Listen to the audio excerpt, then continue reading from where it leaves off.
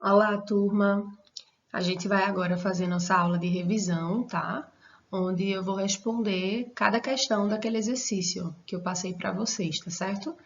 E aí, no final, se vocês tiverem alguma dúvida, vocês falam comigo para a gente finalizar todas as dúvidas aí para nossa prova, tá?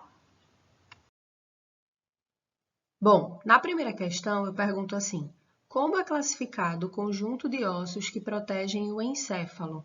Cite cada osso, citando os pares e os ímpares.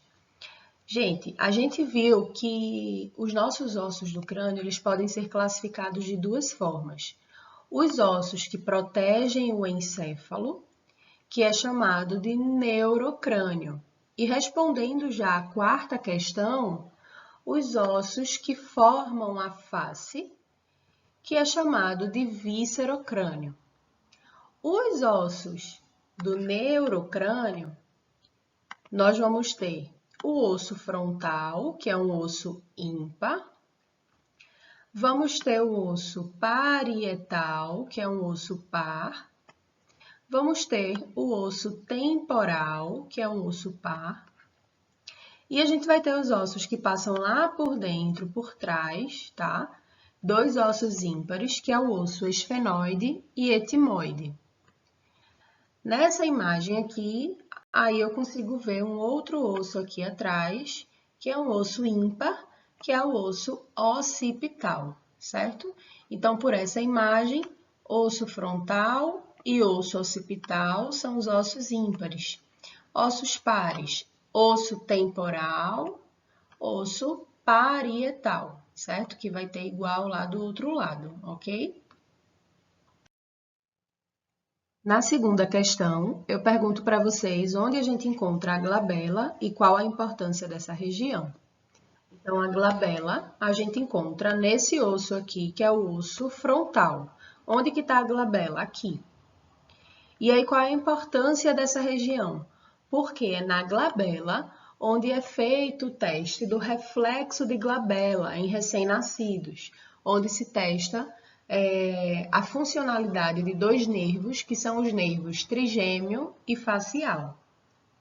Na terceira questão, eu pergunto onde nós encontramos o forame magno e qual a importância dessa estrutura. Então, aqui a gente encontra o forame magno, certo? Que é um forame, uma abertura que nós encontramos nesse osso, que é o osso occipital. Qual a importância do forame magno? É o local onde vai haver a comunicação entre o que está lá dentro, que é o encéfalo, e o que começa a vir aqui para fora, que é a medula. Na quinta questão, eu pergunto qual a importância do nosso sistema nervoso? Cite as 4 funções desse sistema vistas em sala. Então, gente, a gente viu que o nosso sistema nervoso, ele tem a principal função de estar integrando o ambiente externo ao ambiente interno. Como assim? É esse sistema nervoso que vai captar os estímulos que a gente recebe do ambiente externo e vai integrar com o ambiente interno, ou seja, vai colocar esse estímulo para dentro. Para quê? Para que esse estímulo seja interpretado e que dessa forma a gente possa gerar uma resposta a esse estímulo, certo? Então, por exemplo, quando eu sinto o cheiro de um alimento muito gostoso, eu estou recebendo o estímulo do ambiente externo. E agora eu posso gerar uma resposta fisiológica, uma resposta, por exemplo, à digestão. Dentro dessa função integradora, a gente tem a coordenação das funções de vários órgãos. Então, os nossos órgãos, eles funcionam, cada um, né, tem a sua função diferente, mas eles precisam funcionar de uma forma integrada. Ou seja, se o meu coração ele bombeia mais sangue, eu preciso que os meus rins tenham a capacidade de filtrar mais sangue, já que mais sangue está sendo bombeado. Então, como é que esses órgãos diferentes conseguem funcionar de uma forma integrada através do sistema nervoso?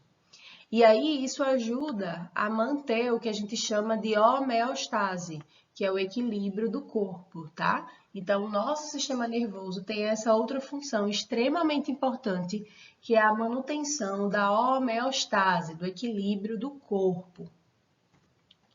A outra função é a função sensorial, que são as sensações gerais e especiais, onde a gente vai encontrar dor, temperatura e onde a gente vai encontrar os nossos sentidos, tá? Audição, visão, tato, olfato, paladar. A outra função é a função motora, onde o nosso sistema nervoso vai controlar as nossas contrações musculares voluntárias. Então, por exemplo, você anda porque você quer, é consciente. Então, isso é voluntário, tá? Mas ele também vai controlar as contrações musculares involuntárias. Então, por exemplo, o teu intestino, ele vai se movimentar, mas não é porque você está mandando, isso não é algo consciente. Da mesma forma, o teu coração, tá? Então, quem vai fazer isso é o nosso sistema nervoso, que vai controlar essas contrações involuntárias. Aqui eu mostro para vocês, por exemplo, a contração lá no esôfago, para que o bolo alimentar ele possa passar pelo esôfago, tá? Isso é uma contração involuntária. E por fim, a função adaptativa, que é quando a gente vai se adaptar ao meio ambiente. Então, quando você está com muito calor, você começa a suar para eliminar esse excesso de calor. Quando você está com muito frio, você começa a tremer. Para quê? Para gerar calor e controlar a sua temperatura. Quem faz isso? Quem tem essa função adaptativa? O nosso sistema nervoso. Na sexta questão, eu peço para vocês explicarem como ocorre a embriologia do sistema nervoso. Então, a gente viu que o sistema nervoso se origina da ectoderma, e o primeiro indício de formação do sistema nervoso é um espessamento que ocorre aqui na ectoderma, tá? Então, ocorre uma proliferação das células nessa região, ocasionando esse espessamento. Esse local onde ocorreu esse espessamento é o que a gente chama de placa neural, certo? Então, a região que se espessou. Depois que ocorre esse espessamento, essa região da placa neural começa a invaginar, ou seja, a afundar. E aí a gente consegue observar aqui essa invaginação, que a gente vai chamar primeiro de sulco neural e posteriormente de goteira neural, certo? Então perceba que quanto mais essa região vai invaginando, mais essas paredes aqui, ó, vão se aproximando. Até que vai chegar um momento que esse tubo aqui que está sendo formado vai se fechar. Esse tubo que se fecha se chama tubo neural, que vai dar origem às estruturas do sistema nervoso central, encéfalo e medula. E as células também começam a migrar para a periferia, ou para essa região aqui, certo? E essas células que migraram para a periferia vão formar as cristas neurais. As cristas neurais vão dar origem ao sistema nervoso periférico, ou seja, os nervos cranianos, nervos raquidianos, terminações nervosas e os gânglios. Na sétima questão, eu pedi para vocês esquematizarem a divisão anatômica e funcional do sistema nervoso. Vamos começar pela anatômica, tá? Se é anatômica, eu estou falando o nome de estrutura, certo? Então, a gente viu que o nosso sistema nervoso, ele é dividido em sistema nervoso central e sistema nervoso periférico. O nosso sistema nervoso central, ele vai ser formado da parte maior aqui em cima, que é o encéfalo, e do que dá continuidade aqui, que é a medula. Só que o nosso encéfalo, ele é formado de várias partes. A gente tem a porção maior do encéfalo, que é o cérebro. Aqui atrás, a gente tem o cerebelo. E na frente do cerebelo, a gente vai encontrar o tronco encefálico. Só que o cérebro ele vai ser dividido em duas partes, a porção maior e a porção menor. A porção maior é o telencéfalo e a porção menorzinha aqui no meio é o diencéfalo. E o tronco encefálico vai ser dividido em três partes. A parte de cima é o mesencéfalo, A parte do meio é a ponte e a parte de baixo, que vai fazer a comunicação com a medula, é o bulbo. Já o sistema nervoso periférico, tudo aquilo que vai para a periferia, vai ser dividido nos nervos cranianos, os que saem do encéfalo, os nervos raquidianos, que saem da medula, as terminações nervosas, que vão ser as terminações aferentes e eferentes, e aqui eu pedi para vocês acrescentarem os gânglios, que são as dilatações que a gente encontra nos nervos. Na divisão funcional, a gente viu que o sistema nervoso vai ser dividido em somático e visceral. O sistema nervoso somático é aquele da movimentação voluntária, é algo consciente. E aí a gente vai encontrar duas vias, né? Aferente e eferente. Aferente é a via de entrada, tá? É quando você recebe o estímulo, então é a via sensitiva. A via eferente é a via de resposta, a via de saída, ou seja, a via motora. Então, quando, por exemplo, você toca numa barata sem querer, você recebe um estímulo de tato, certo? Esse estímulo de tato vai ser conduzido via aferente. Essa informação vai chegar no teu cérebro para ser processada. Quando o teu cérebro processar que aquele tato é de uma barata, então você vai receber uma resposta via eferente. Que resposta é essa? Você vai ter neurônios que vão estar indo para a musculatura da tua mão, por exemplo, para que essa musculatura contraia e você consiga ter uma movimentação, uma resposta motora. Para quê? Para soltar ali a barata, tá? Então, esse é o somático, movimentação voluntária. Mas a gente tem também o sistema nervoso visceral, que é da movimentação involuntária, ou seja, a movimentação dos nossos órgãos, das nossas glândulas. A gente também tem uma via aferente de entrada e uma via eferente, que é a via de saída, resposta. Essa via eferente pode ser chamada de sistema nervoso autônomo. E aí essa resposta ela pode ser de dois tipos. Pode ser uma resposta simpática, quando a gente está falando de uma resposta de luta ou fuga, ou pode ser uma resposta parasimpática, quando a gente está falando de uma resposta relacionada ao repouso ou à digestão. Então, por exemplo, quando você ouve o barulho de uma moto, o estímulo auditivo aí do barulho da moto vai chegar e vai ser transmitido através da via aferente. Teu cérebro vai processar essa informação e vai responder agora via eferente. Se o teu cérebro entende que aquela informação, aquele estímulo é um estímulo de perigo, então você vai responder através do sistema simpático. E aí, essa ativação simpática vai conduzir informação para vários dos nossos órgãos. Então, por exemplo, vai fazer a nossa pupila dilatar, vai fazer o nosso coração bater mais forte, certo? Para que vai fazer o coração bater mais forte, por exemplo? Para bombear mais sangue, para chegar mais sangue nos nossos músculos, para a gente ter mais energia para correr ou para lutar, tá? Então, essa é a ativação simpática. Mas eu posso falar, por exemplo, quando a gente volta para o nosso estado de equilíbrio. Então, nessa situação, o teu coração não vai ficar acelerado para sempre. Vai chegar um momento que você precisa voltar para o repouso. Então, nesse caso, o teu coração vai diminuir o batimento cardíaco.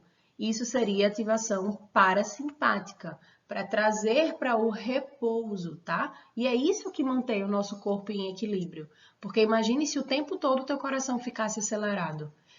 Então, você precisa manter o equilíbrio do corpo, a homeostase. E aí, essa ativação parasimpática vai trazer para o repouso, né? Vai diminuir aí o batimento cardíaco.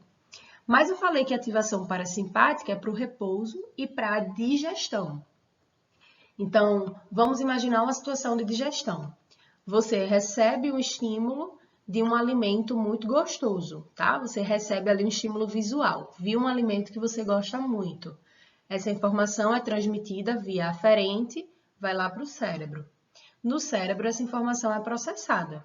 E agora você vai ter uma resposta via eferente. Que resposta vai ser essa? Parasimpática. Por exemplo, você pode ter a ativação das glândulas salivares, fazendo com que sua boca encha de água.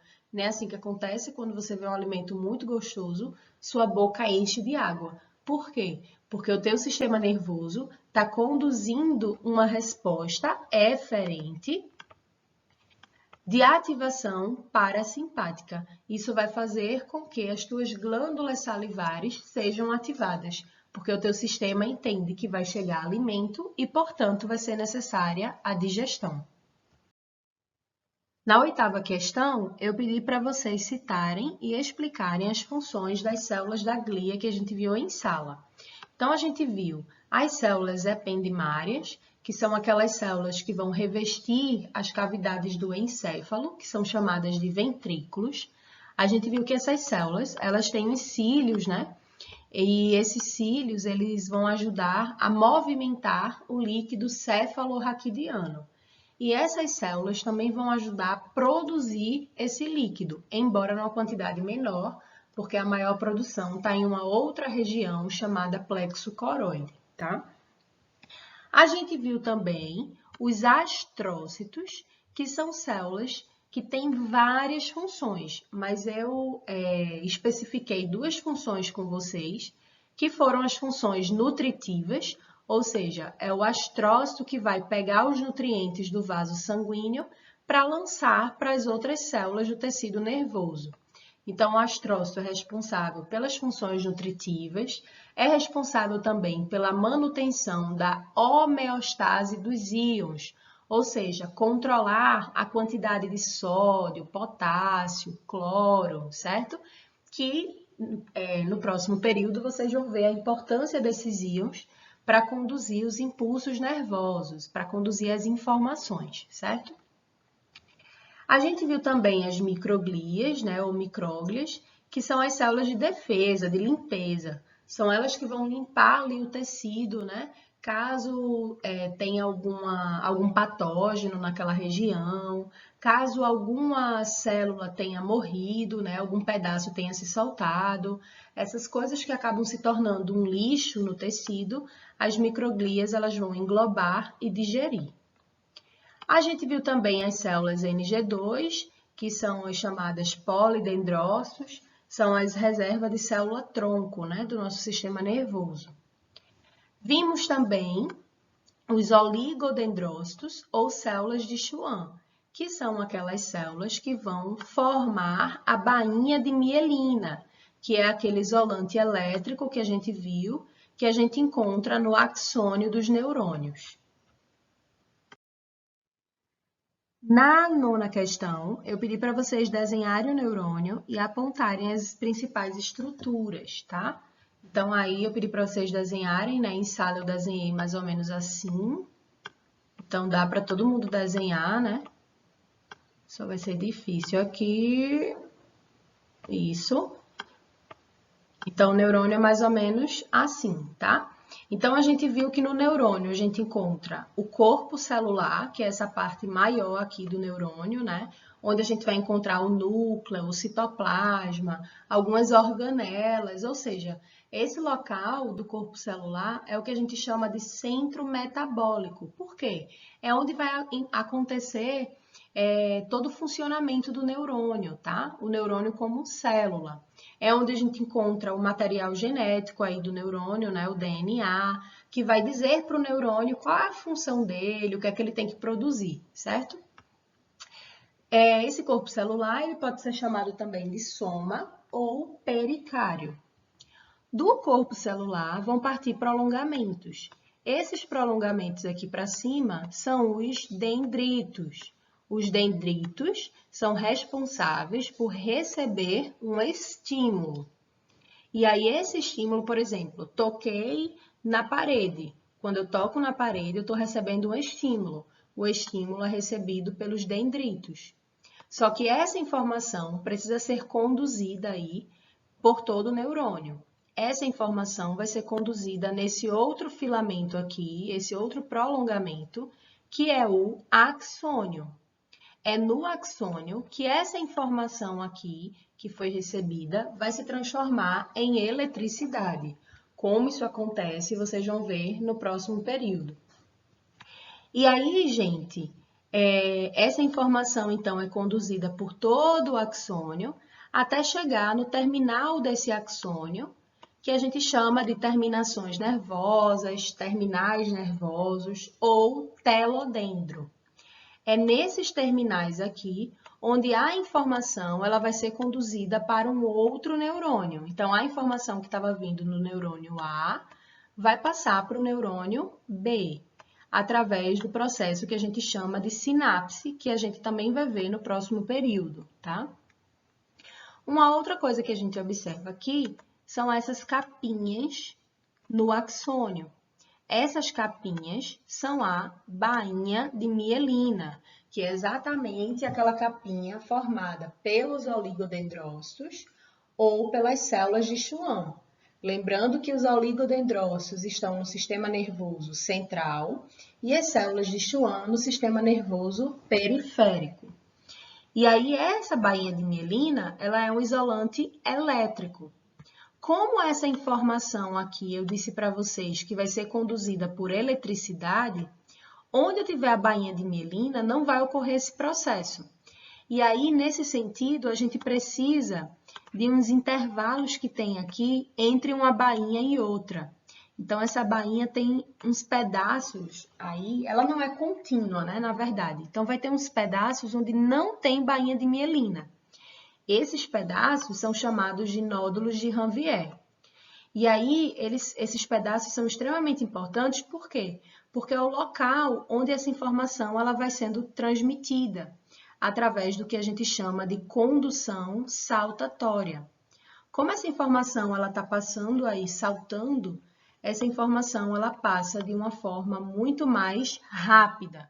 Ou seja, quanto mais bainha de mielina o neurônio tiver, mais rápida a informação vai ser transmitida. Na 10ª questão, eu pedi para vocês desenharem os 4 tipos de neurônio classificados quanto ao número de prolongamentos, indicando também onde a gente encontra esses neurônios e quem é o mais frequente e o menos frequente. Então, a gente viu que nós temos 2 prolongamentos, que são os dendritos e os axônios. Nesse neurônio aqui, a gente está vendo o axônio, mas a gente está encontrando o dendrito? Não. Então, eu só tenho um prolongamento. Se eu só tenho um prolongamento, eu vou chamar esse neurônio aqui de unipolar. Esse neurônio unipolar, ele é o menos frequente no nosso sistema nervoso. A gente vai encontrar nas células sensoriais na retina e na mucosa olfatória. Também na retina e na mucosa olfatória, a gente encontra esse segundo neurônio aqui. Esse neurônio, a gente consegue observar que tem um prolongamento, que é o axônio, e tem outro prolongamento aqui em cima, que é o dendrito. Então, quantos prolongamentos eu tenho? 2 prolongamentos. Se eu tenho 2 prolongamentos, eu vou chamar esse neurônio de bipolar. Então, aqui, unipolar, só tem um prolongamento, e aqui, bipolar, tem 2 prolongamentos. Esse terceiro neurônio aqui, ele é interessante, por quê? Ele só tem um prolongamento, certo? Então, isso aqui tudo é um prolongamento. Só que esse prolongamento funciona como 2. A parte de cima funciona como dendrito e a parte de baixo funciona como axônio. Então, ele é um falso unipolar, porque ele só tem um prolongamento, mas ele funciona como 2. É por isso que a gente chama ele de pseudo-unipolar, certo? Pseudo vem de falso, ok? Então, ele é um falso unipolar. Esse neurônio aqui, pseudo-unipolar, a gente vai encontrar lá nos nossos nervos que vão estar passando entrando na nossa medula, conduzindo informação sensitiva, certo? Então, quando você está recebendo um estímulo aí do tato, por exemplo, na sua mão, essa informação entra na medula através desse neurônio aqui. Então, ele conduz informação de tato, de dor, de temperatura, tá? Informações sensitivas. Esse último neurônio aqui, ele tem um prolongamento que é o axônio, mas ele tem vários dendritos. Então, como ele tem vários prolongamentos, eu vou chamar ele de multipolar. Multi vem de vários prolongamentos. Esse é o neurônio mais frequente no nosso sistema nervoso e a gente vai encontrar em grande quantidade no nosso cérebro, por exemplo, que é a região que a gente precisa de mais conexões aí de neurônios. Então, como ele tem vários dendritos, ele consegue se conectar com vários outros neurônios. Na 11ª questão, eu pergunto como os neurônios podem ser classificados quanto à função. Então, esses neurônios eles podem ser sensitivos, motores ou internuncial. Então, o que a gente está observando aqui? A gente recebendo um estímulo, certo? Esse estímulo vai ser recebido por uma célula receptora e aí a gente vai ter um neurônio para conduzir esse estímulo, tá? Então, eu tenho aqui um neurônio sensitivo para receber o estímulo. Então, o neurônio sensitivo ou sensorial é o que conduz o estímulo.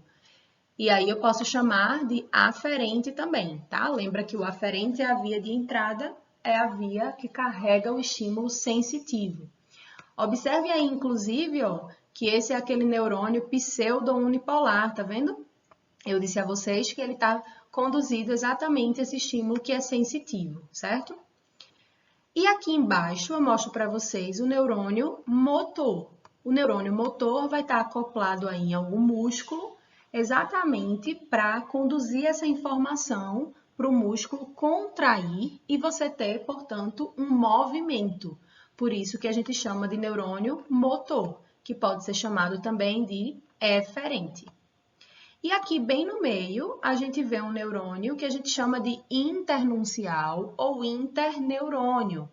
O interneurônio, ele está no meio do caminho aí, ele é uma ponte, né? Então, quando ele está presente, ele está fazendo a comunicação entre esses dois neurônios. Ó. Então, ele capta aí o estímulo do neurônio sensitivo e está conduzindo essa informação para o neurônio motor, tá? A gente observa muito essa presença do interneurônio nos processos de movimentos reflexos, tá? Como, por exemplo, aquele exemplo que eu falei de você pisar o pé no prego e tirar muito rápido o pé do prego.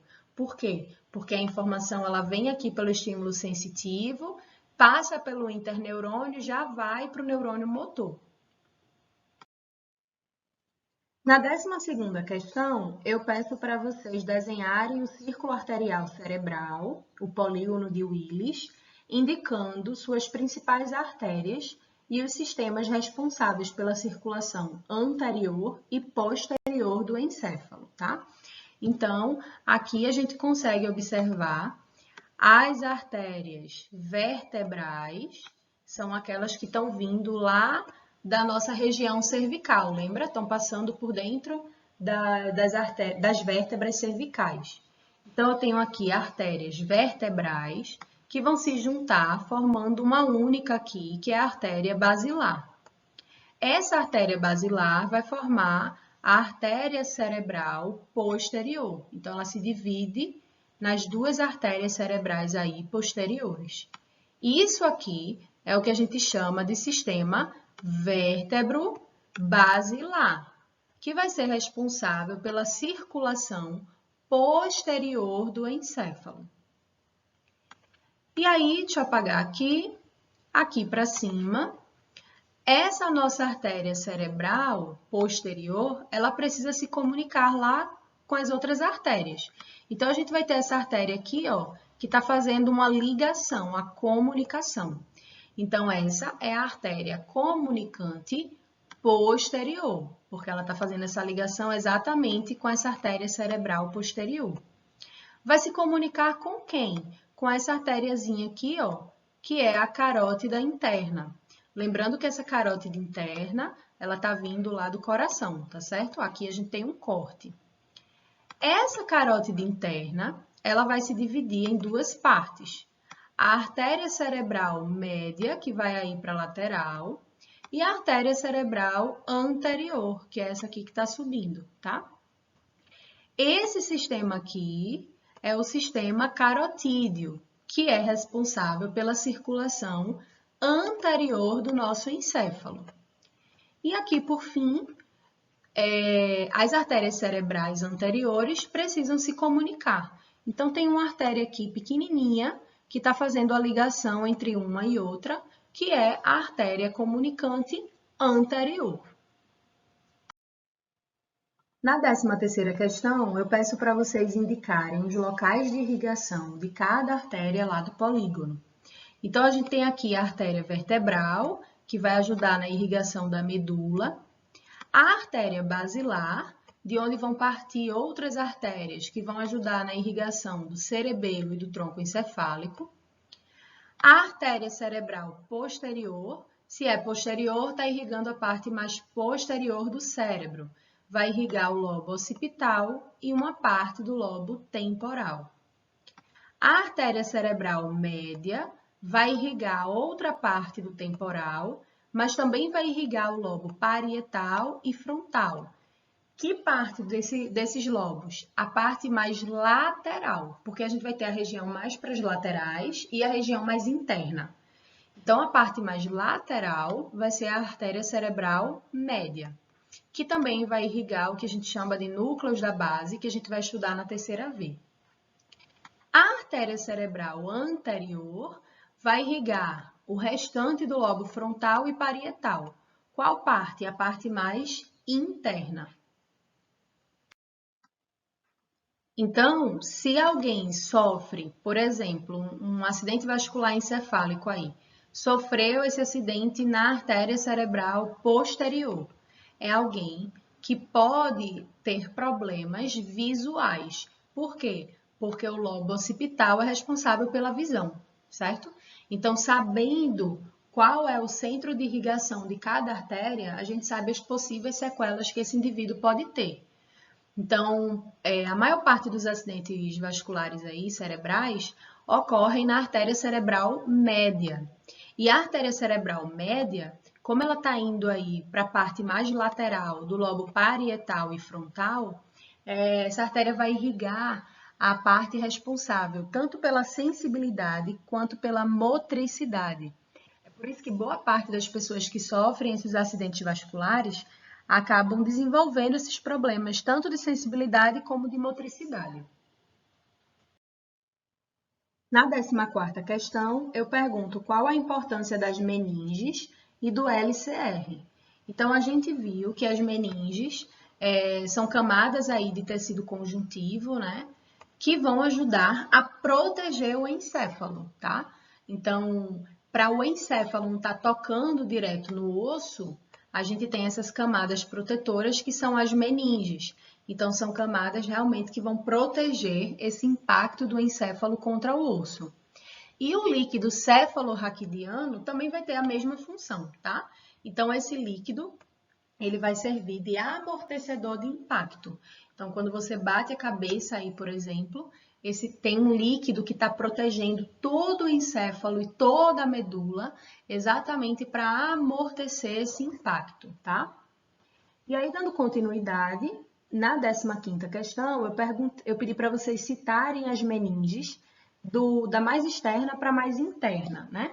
Então, aqui a gente consegue observar, deixa eu apagar aqui, que logo abaixo do osso, que está aqui, a gente tem a primeira meninge, que é a dura mater. A dura mater é a meninge mais externa, mais resistente, tá? É onde a gente vai encontrar as terminações nervosas sensitivas, tá? E aí eu falei para vocês que as dores, por exemplo, que a gente vai ter, estão relacionadas às meninges, certo? Abaixo da dura mater, a gente tem uma meninge intermediária aí, que é a aracnoide. A aracnoide que tem a parte mais de fora aí. Tem duas camadas, né? A camada mais de fora é essa camada lisinha e a mais de dentro aqui, a mais interna, ó, que parece com uma teia de aranha. por isso o nome aracnoide. E a meninge mais interna, ela é a pia mater. A pia mater, ela está firmemente aderida ao encéfalo e à medula. Então, todas as entradas que tiver no encéfalo e na medula, a pia mater vai junto, tá? Essa pia mater, ela ajuda, inclusive, a manter a consistência do nosso tecido nervoso, já que é um tecido mais mole, essa pia mater, ela está abraçando esse tecido para ficar com uma consistência aí mais firme, tá? É na pia mater também que a gente encontra muitos vasos sanguíneos, exatamente para poder levar essa nutrição aí para o tecido nervoso. Na 16ª questão, eu pedi para citar o nome dos espaços que existem entre cada meninge, indicando onde a gente encontra o LCR. Então, gente, a gente viu que a gente tem a meninge mais externa, que é a dura mater, a aracnoide e a pia mater. Aqui em cima da dura mater, a gente tem o osso, né? Seja do crânio, seja da nossa coluna. Então, perceba que a gente tem um espaço aqui, a gente tem outro espaço aqui, a gente tem outro espaço aqui. Então, entre o osso e a dura mater, a gente tem um espaço. Se esse espaço está acima da dura mater, a gente vai chamar de epidural ou extradural. Abaixo da dura mater, a gente também tem um espaço. Se está abaixo da dura mater, a gente vai chamar de subdural. Abaixo da aracnoide, a gente também tem um espaço. Se está abaixo da aracnoide, a gente chama de subaracnoidal. É nesse espaço subaracnoidal que a gente encontra o líquido cefalorraquidiano, certo? E esse líquido vai, então, percorrer tanto o encéfalo quanto a medula. Lembrando que abaixo da pia mater, a gente não encontra nenhum espaço, exatamente porque a pia mater está firmemente aderida ao encéfalo e à medula. Na 17ª questão, eu pergunto quais as funções da medula.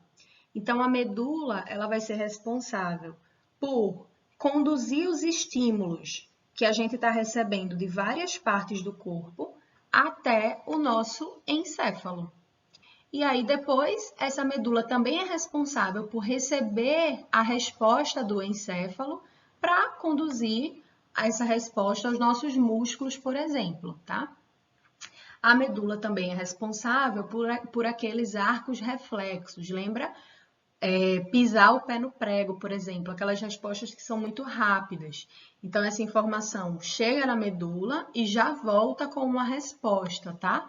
Nesse caso, a informação não sobe até o encéfalo, tá certo? Na outra questão, na 18ª, eu pedi para vocês falarem qual a substância é mais interna e qual substância é mais externa. Então, aqui a substância mais externa é a substância branca, onde a gente tem muitos axônios com bainha de mielina. E a substância mais interna é a substância cinzenta, onde a gente encontra muitos corpos de neurônio e axônios amielinizados, sem bainha de mielina, tá? Na 19ª, eu pergunto qual neurônio passa pela raiz ventral e qual neurônio passa pela raiz dorsal. Então, aqui da medula, a gente viu que partem raízes nervosas, né? E essas raízes a gente vai ter dois tipos. Nós temos a raiz dorsal, que é onde a gente encontra essa dilatação, que é o gânglio, e a raiz ventral, que é lisinha, não tem dilatação. Então, a gente viu que nessa raiz dorsal vai passar um neurônio sensitivo, via aferente, tá levando a informação aí para a medula. E na raiz ventral, tá vindo a informação motora da medula. Então, é um neurônio motor, que conduz aí através da via eferente, enviando essa resposta aí para o músculo, certo? Na 20ª questão, eu pedi para vocês desenharem a medula em corte transversal, indicando suas divisões de sulco, septo, fissura e apontando a divisão da substância branca e cinzenta. Então, vamos ver aqui a divisão de sulco, septo e fissura. Eu mostrei para vocês que nós temos uma fissura aqui, que é essa entrada maior, que é a fissura, se está no meio, mediana anterior. Então, essa parte anterior da medula. Na parte posterior, a gente não tem fissura, a gente tem um sulco, certo? Que é o sulco mediano posterior. Nas laterais, a gente vai ter sulco.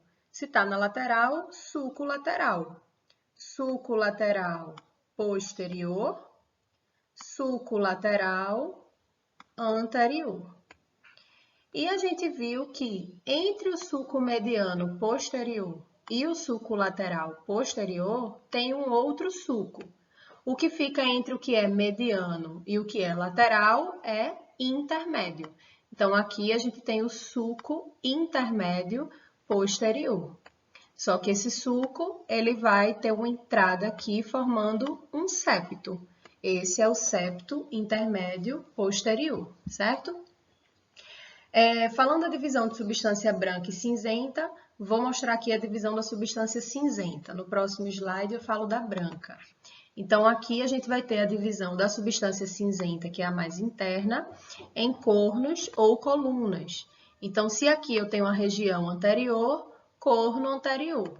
Se aqui eu tenho a região posterior, corno posterior. E aqui ao lado, na lateral, corno lateral. Lembrando que a gente pode falar corno ou coluna. Nesse slide, eu mostro a divisão da substância branca, que é dividida em funículos e fascículos. Então, aqui eu tenho a região anterior, logo eu tenho o funículo anterior, de um lado e do outro. Na parte da lateral, eu também tenho um funículo. Se está na lateral, funículo lateral, de um lado e de outro. E aqui, a gente vai ter a parte posterior, então eu tenho o funículo posterior, de um lado e do outro.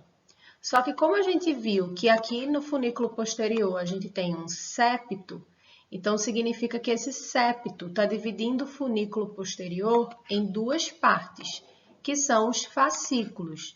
Então, aqui a gente vai ter o fascículo grácil e aqui ao lado a gente tem o fascículo cuneiforme. Na próxima questão, eu peço para vocês desenharem a medula em vista anterior, indicando suas principais estruturas. Então, basicamente, é isso que a gente tem, certo? Aqui é a medula em vista anterior. Então, você pode desenhar, ó, assim, certo? E aí, lembrando que, quais são as estruturas que a gente vai observar? A gente tem uma dilatação na região da cervical e uma dilatação na região da lombar, certo? Essas dilatações são as chamadas intumescências. Por que são intumescências? Por que são dilatações? Porque daqui partem várias raízes aí nervosas, certo? E aí vocês podem desenhar exatamente assim, tá? Esses filamentos aí, essas raízes, essa aglomeração, né, desses nervos que formam os plexos. Plexo braquial, plexo lombosacral. Então, nessa imagem aqui, a gente consegue observar o plexo braquial, ó. E aqui embaixo, a gente consegue observar o plexo lombosacral, que é exatamente esse conjunto de nervos aí. O plexo braquial vai inervar os membros superiores. O plexo lombosacral vai inervar os membros inferiores. Quando a gente está terminando a medula, a gente observa também um afinamento. Esse afinamento é o cone medular. E terminando o cone medular, a gente tem um prolongamento aí de pia mater, que é o chamado filamento terminal. E A gente tem a medula aí terminando lá na L2, mas a gente continua tendo nervos que vão até o final da nossa coluna, certo?